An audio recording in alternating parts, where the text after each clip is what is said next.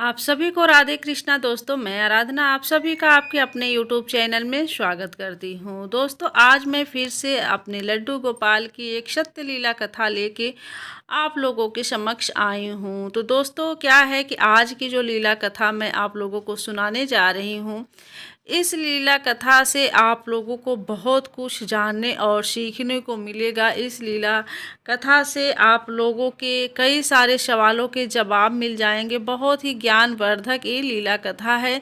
तो आप लोगों से दोस्तों विनम्र निवेदन है कि प्लीज़ आप लोग वीडियो को बिल्कुल भी मत स्किप करिएगा, वरना आप लोगों से भी कहीं न कहीं ये गलती अगर हो रही हो तो आप लोग भी अगर एक वीडियो नहीं सुनेंगे तो दोबारा ये गलती करेंगे। अगर ये वीडियो आप लोग पूरी सुन लेंगे तो आप लोग से अगर ये गलती हो रही हो तो ये गलती करने से बच जाएंगे। देखिए दोस्तों, अगर ये वीडियो आप लोगों तक पहुंचा है तो इसमें कहीं न कहीं हमारे लल्ला की, हमारे लड्डू गोपाल की ही इच्छा छिपी हुई है, क्योंकि वो भी चाहते हैं कि आपसे या फिर आपके जान पहचान में जो भी लड्डू गोपाल को रखे हैं शायद उनसे ये गलती हो रही हो तो वो ये गलती करने से बच जाएं। अगर आप ये वीडियो पूरी सुन रहे हैं और अगर आपसे गलती हो रही है या फिर आपके जान पहचान में, आपके रिलेशन में अगर वो कोई भी अगर लड्डू गोपाल को रखे हैं तो आप लोगों से कृपया प्लीज़ आप लोगों से रिक्वेस्ट है कि इस वीडियो को उनके पास ज़रूर शेयर कर दीजिएगा, ताकि अगर वो उनसे ये गलती हो रही हो तो वो ये गलती करने से बच जाएं। तो दोस्तों, चलिए आज की हम लीला कथा आप लोगों को सुनाते हैं। और उससे पहले आप लोगों से रिक्वेस्ट है कि अगर मेरी ये लीला कथा थोड़ी भी अच्छी लगे तो एक लाइक करके चैनल को सब्सक्राइब करके बेल आइकन को प्रेस कर दीजिएगा, ताकि जो है आप लोगों को ऐसे ही लड्डू गोपाल से जुड़ी लीला कथाएं आप लोगों को सुनने और जानने को मिलते रहे। और प्यारा सा कमेंट करके अपने दोस्त फैमिली में शेयर ज़रूर कर दीजिएगा। तो चलिए दोस्तों, शुरू करते हैं आज की हम लीला कथा। आज की जो लीला कथा हम आप लोगों को सुनाने जा रहे हैं दोस्तों, वो है जो है अंजना जी का। अंजना जी हमसे बताती हैं कि जब उनकी शादी हुई थी तो जब वो पहली बार अपने ससुराल गई तो वहाँ पे जब वो गई तो वहाँ पे देखी कि उनकी जो सासू माँ हैं, जैसे भाई नई नई दुल्हन जब जाती है तो एक दो दिन तो अपने रूम में ही रहती है। फिर उसके बाद जब वो थोड़ा सा बाहर वाहर निकलने लगी तो क्या हुआ कि वो अपनी सासू माँ को देखी कि उनकी सासू माँ जो है लड्डू गोपाल की सेवा कर रही थी। लड्डू गोपाल मतलब वैसे ही बाल रूप में छोटे से लड्डू गोपाल को वो स्नान करा के, उनको श्रृंगार करा के, उनको बड़े प्यार से उनको भोग लगा रही थी। और भजन और प्यारी प्यारी जो है मतलब कि गीत भजन कृष्ण कन्हैया के, लड्डू गोपाल के जो प्यारे प्यारे भजन होते हैं ना, वो सब मुस्कुराते हुए गुनगुना रही थी और उनको बहुत ही प्यार से उनकी सेवा कर रही थी। तो जब ये मतलब कि सुनती थी ना, ये जो अंजना जी हैं, तो ये सब जब सुनती थी तो इनको बड़ा अजीब सा लगता था। और मतलब कि लड्डू गोपाल को इनकी सासू माँ जैसे एक पुत्र की भांति रखी थी, तो वही भाव भी उनके अंदर था। उनकी हर एक चीज़ की वो उनको चिंता रहती थी कि किस टाइम इनको हमें स्नान कराना है, किस टाइम इनको दूध पिलाना है, किस टाइम जल को ग्रहण कराना है, किस टाइम भोग लगाना है। हर चीज़ मतलब कि पूरा टाइम टू टाइम वो करती थी। और ये चीज़ ना अंजना जी को मतलब कि इनको लगता था कि ये सब ढोंग है, क्योंकि उनको लड्डू गोपाल के मतलब वो लड्डू गोपाल को सिर्फ और सिर्फ एक मूर्ति समझती थी। मतलब इनको जब भोग लगाते देखती थी ना, दूध पिलाते देखती थी ना, तो ये हंसती थी, मन ही मन मुस्कुराती थी कि अरे ऐसा क्या होता है फालतू में, मतलब इतना प्यार से खिला रही जैसे लग रहा है कि खुद पे वो खुद खा ही लेंगे। तो ये सब करती थी। और क्या होता था कि जब ये अपने मायके गई तो अपने मायके में भी जाके जो है अपनी माँ से, अपनी भाभी से ये बात बताई। और मतलब कि इनके चेहरे पे जैसे मजाक उड़ाने वाली चीज़ रहती है ना, वैसे मजाक उड़ा रही थी। तो इनकी जो मम्मी जी हैं, मतलब इनकी जो माँ थी अंजना जी की, वो समझाती हैं कि बेटा ऐसे देखो, किसी का मजाक नहीं उड़ाया जाता है, ऐसे तुम नहीं बोल सकती हो। तो फिर शांत हो जाती हैं। तो दोस्तों क्या होता है कि इनको भी ससुराल में आए हुए लगभग 2-2.5 साल हो गए थे, और ये मतलब कि लड्डू गोपाल की सेवा बिल्कुल भी नहीं करती थी। कब करती थी, जैसे कि जब इनकी सासू माँ की कभी तबीयत ख़राब हो जाती थी या फिर कहीं चली वली जाती थी घंटे 2 घंटे या फिर 1-2 दिन के लिए, तब उसी टाइम में अपना जैसे भी इनको बता के जाती थी वैसे ये कर देती थी। मतलब कि जैसे इनको एक भाव से नहीं करती थी, बस इनका एक काम था कि चलो ये काम निपटाना है, उस तरीके से करके अपना निपटा देती थी।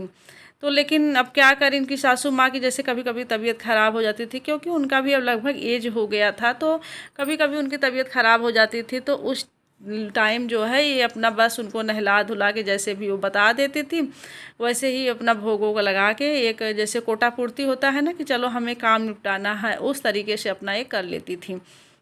तो एक दिन क्या होता है कि यही जब सावन का पूर्णिमा जब आता है, तो इनकी जो सासू माँ हैं उनकी 2-3 ठो फ्रेंड थी, तो वो लोग बोलती हैं कि यार ना हो चलो हम लोग जो हैं यहाँ पे बाबा विश्वनाथ जी के दर्शन कराते हैं। और ये लोग रहने वाली थी दिल्ली की, ठीक है। और ये जो है बोलती हैं इनकी फ्रेंड लोग कि चलो हम लोग पूर्णिमा को बाबा विश्वनाथ को दर्शन करके और उनको जलाभिषेक करके हम लोग आते हैं, क्योंकि सावन का महीना शंकर जी के लिए बहुत ही महत्वपूर्ण महीना होता है शंकर जी का।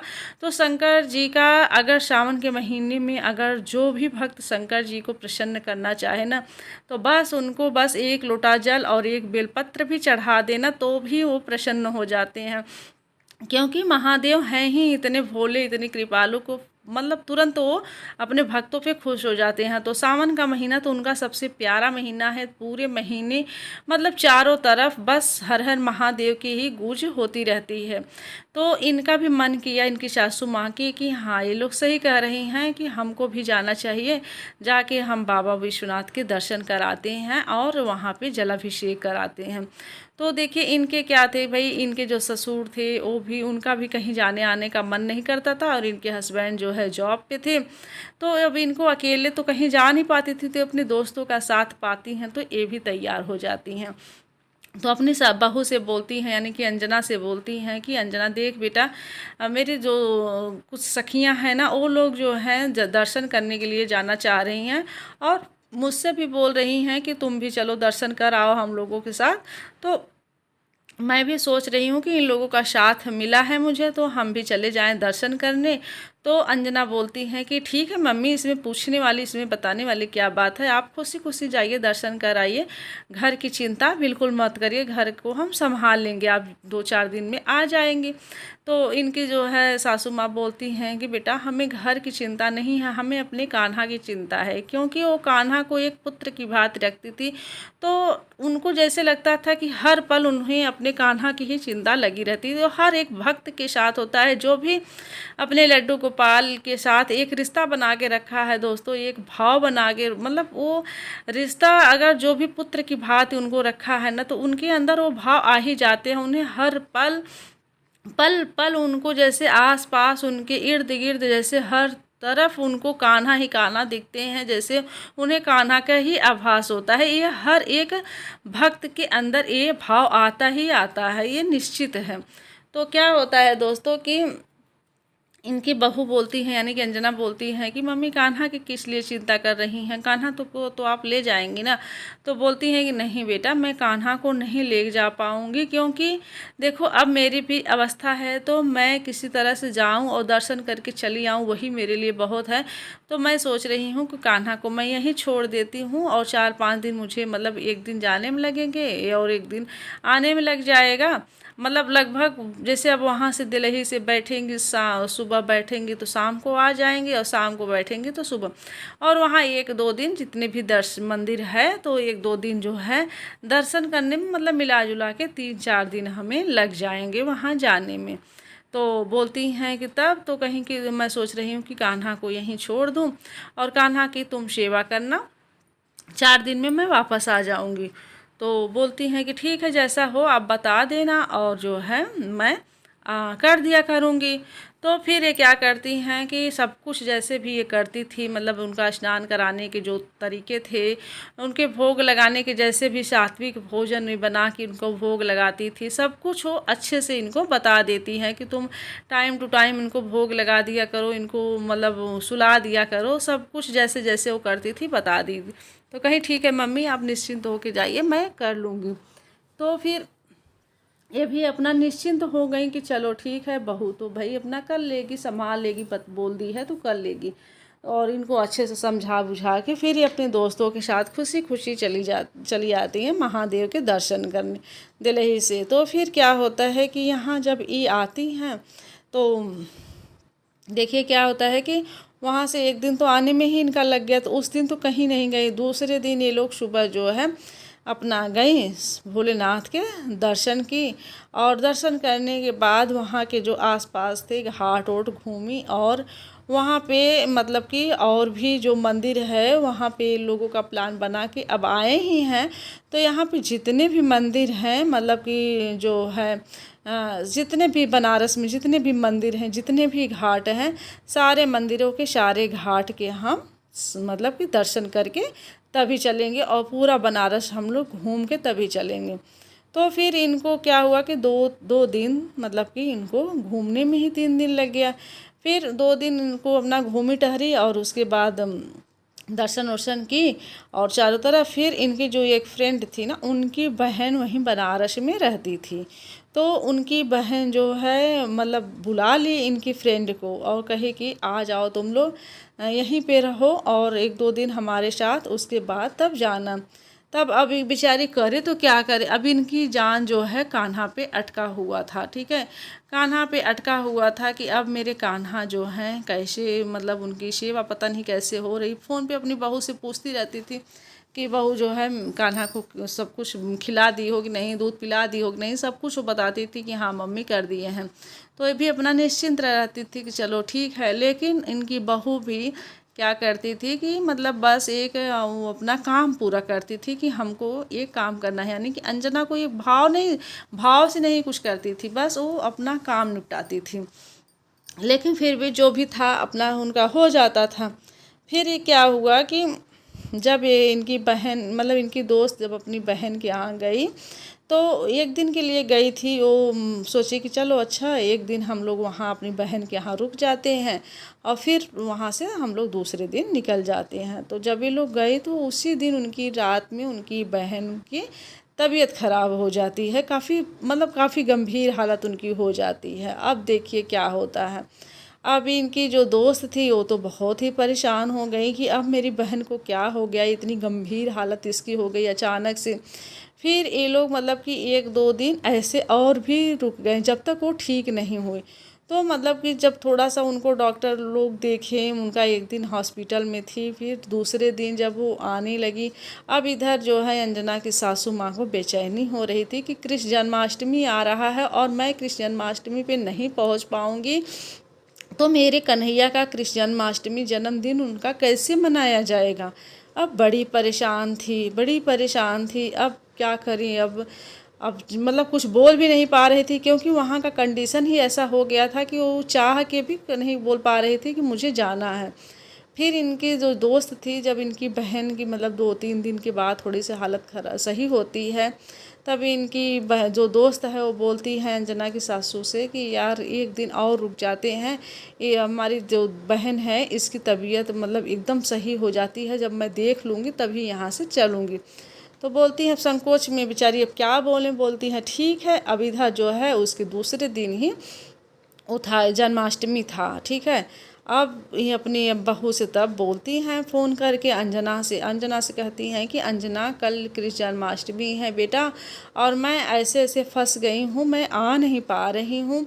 तुम ऐसा करना कि तुम जो है लड्डू गोपाल को कल कृष्ण जन्माष्टमी उनका जन्मदिन अच्छे से मना लेना। तुम उनके लिए मतलब कि जो भी बना सकती हो अच्छे से उनका भोग बना देना, और उनका जो है जैसे मैं मनाती हूँ हर साल, तुम तो देखी ही हो कि कैसे मैं मनाती हूँ, यानी कि सुबह उनको स्नान करा के एक बार श्रृंगार करा के उनको जो भी उनका भोग बनाई रहोगे उस टाइम भोग लगा देना। फिर संध्या टाइम में आरती करके और तुम उनको मतलब कि सुला देना।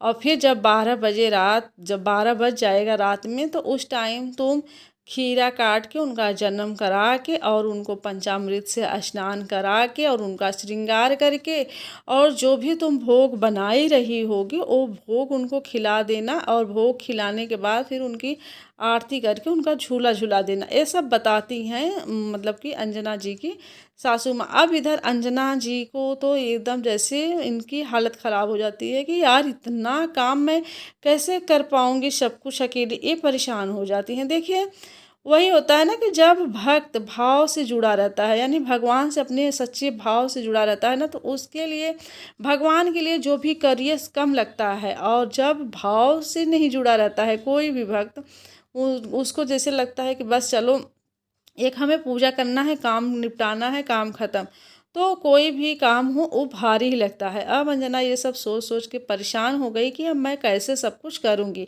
लेकिन फिर भी अब संकोच बस अपनी सासू माँ को मना भी नहीं कर पाई कि नहीं हम नहीं करेंगे। तो बोल देती हैं कि ठीक है मम्मी जी, ठीक है, मैं करने की कोशिश करूँगी, सब कुछ करूँगी।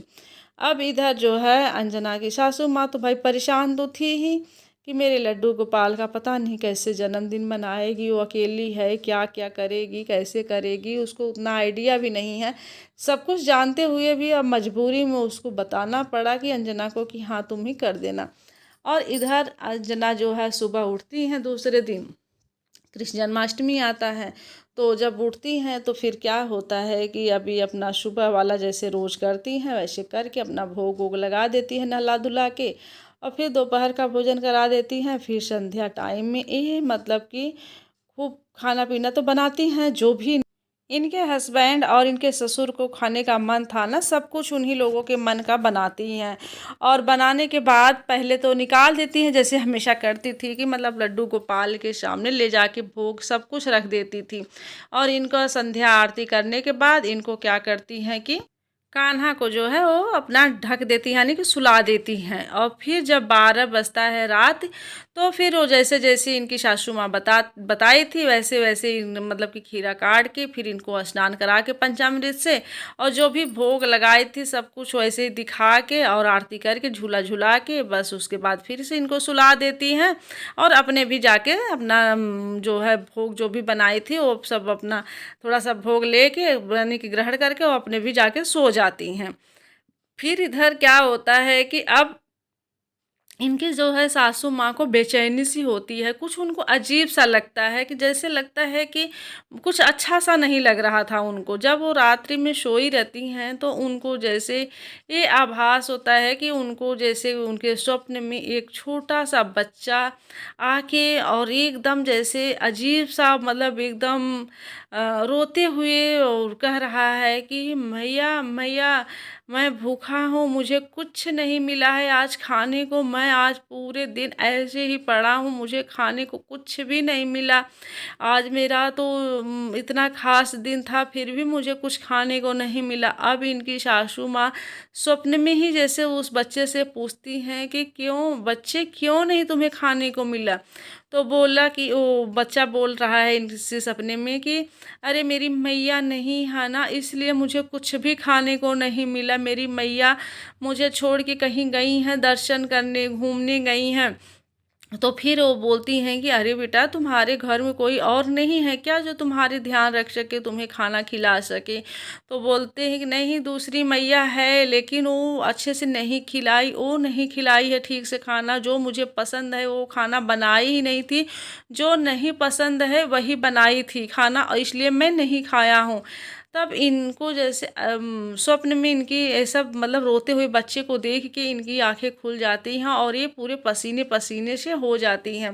तो फिर इनको जैसे अजीब सा महसूस होता है, इनका दिमाग ये चलता है कि ये तो मेरे जैसे कृष्ण कन्हैया की तरह बच्चा लग रहा, कहीं ऐसा तो नहीं कि अंजना जो है हमारे आज लल्ला को उनके मनपसंद का भोग नहीं बनाई थी इसलिए नहीं वो खाए हैं क्या जो मुझे स्वप्न में दिख रहे हैं।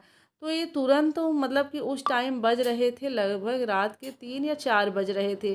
तो उसी टाइम ये फ़ोन मिलाती हैं, क्योंकि होता है ना कि जब भक्त हो या माँ हो, जब मतलब बेचैनी सी होती है ना, तो ये होता है कि तुरंत जो है अपने बच्चे की जब चिंता होती है ना, तो तुरंत उसका निवारण करना वो चाहती है। हर एक माँ, हर एक भक्त, मतलब कि होता है कि ऐसी अनुभव, ऐसी मतलब कि भाव आते ही हैं, आते हैं अंदर।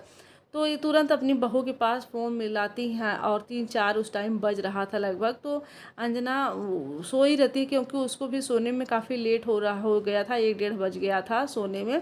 तो झिनझिनाते हुए उठती है कि कौन है इतनी रात को, एक तो मैं खुद ही आज लेट सोई हूँ, ऊपर से इसी टाइम कौन फ़ोन कर रहा है। तो ये फ़ोन उठाती हैं, और इनकी सासू माँ का जब फ़ोन आया रहता है तो फ़ोन उठाती हैं, तो कहती हैं क्या है मम्मी, इसी टाइम फ़ोन करना था क्या आपको? अभी तो मैं सोई हूँ, ये घंटे 2 घंटे पहले, और आप तब तक फ़ोन कर दी।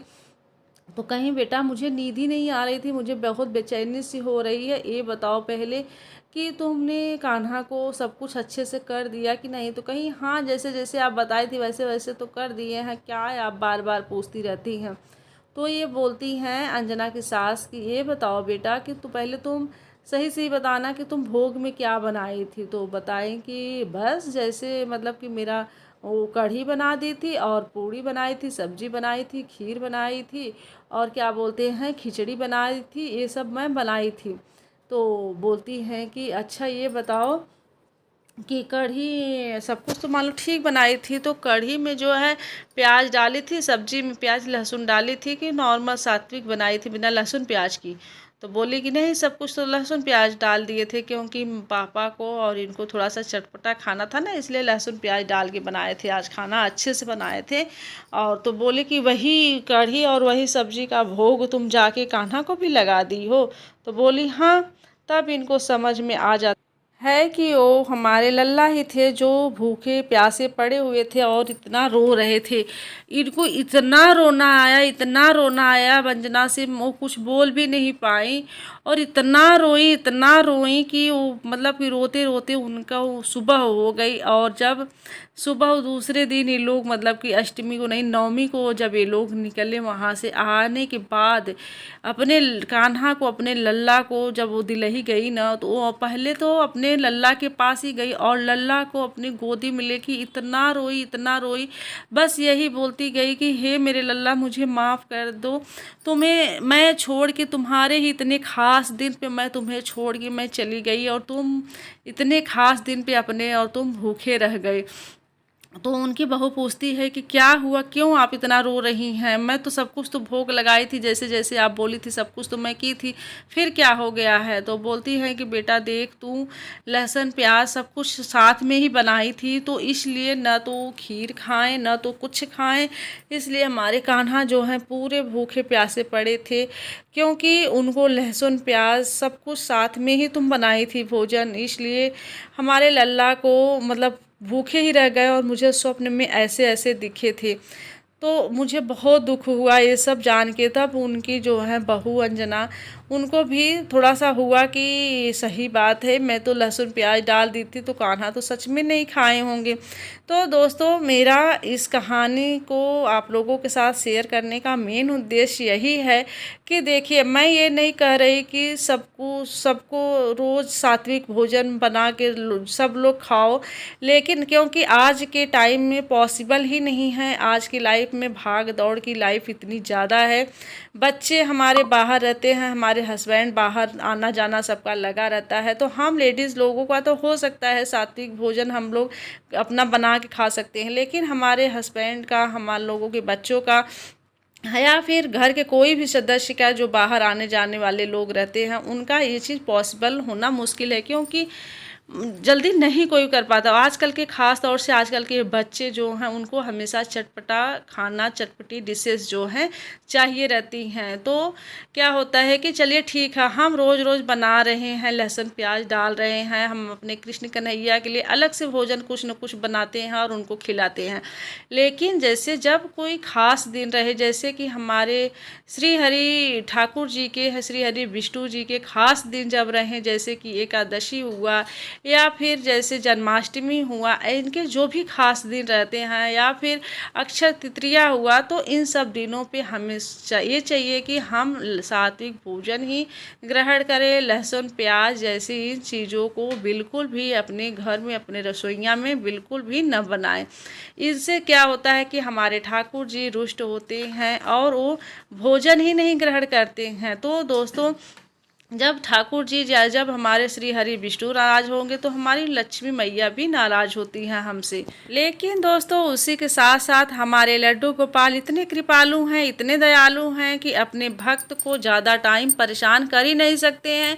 उनको किसी न किसी माध्यम से बता ही देते हैं। जैसे कि अंजना की गलती को अंजना की सासू माँ से वो बता दिए और उनको इस गलती का एहसास भी हो गया। उसके बाद से अंजना का भी जो मतलब कि श्रद्धा भाव उनके प्रति, जो एक उन्हें एक मूर्ति समझ के उनकी सेवा कर रही थी, उनको उसके अंदर जैसे उसके बाद से ना श्रद्धा बढ़ गया, उनके अंदर भाव बढ़ गया और वो अब बड़े ही सच्चे मन से, सच्चे भाव से लड्डू गोपाल की सेवा कर रही हैं और उनके साथ सब कुछ अच्छा ही अच्छा हो रहा है। भगवान की लड्डू गोपाल की श्री हरि ठाकुर जी की कृपा से उसको एक बेटे की प्राप्ति हुई दोस्तों। और दूसरे कृष्ण जन्माष्टमी को बहुत ही अच्छे से, सब कुछ बहुत ही अच्छे से धूमधाम से कृष्ण जन्माष्टमी अपने छोटे से बच्चे के साथ और लड्डू गोपाल के साथ वो मनाई।